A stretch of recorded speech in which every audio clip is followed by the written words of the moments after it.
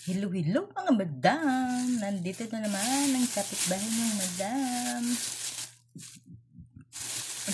Meron na naman akong mga avocado. Binigay sa akin. Yan ang mga avocado, mga madam. Gagawa ulit tayo mamaya ng mga langis. Lalagyan natin yung mga buto ng avocado sa langis. Maganda ito mga madam. Itong avocado, kainin mo na lang ng ganito mga madam. Huwag mo nang lagyan ng mga gatas at ganito na lang kasi mas maganda pag ganito natural lang kakainin mo. Mayaman din to sa potassium mga madam. Ang avocado.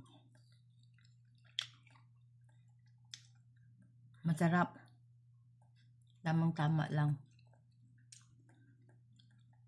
Maliliit pero maganda siya pagka ano niya.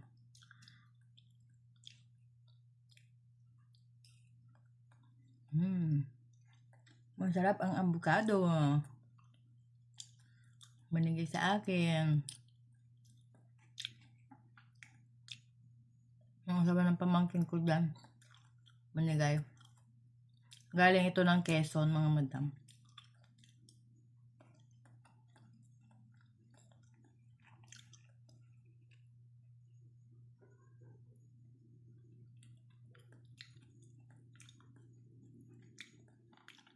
Ito na yung buto niya.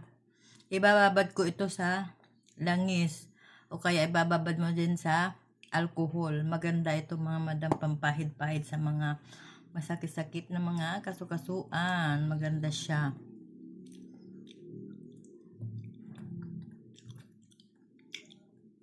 Nakakain ka na, may panggamot ka pa sa masasakit mong kasukasuan, ang kanyang buto. Huwag niyong itapon ang buto pag kumakain ka ng avocado mga madam. Mahalaga yung buto niya. Pwede nyo siyang yadyadin. Yadyad nyo ng ganyan. At o kaya hiwa-hiwain nyo yung buto ng avocado.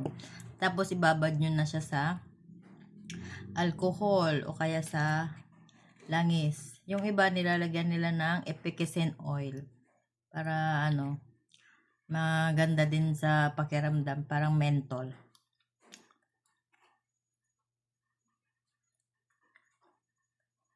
Kaya yung buto ng avocado,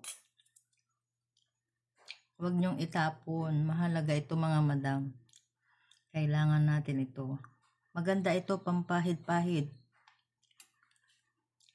Bye-bye. Thank you for watching.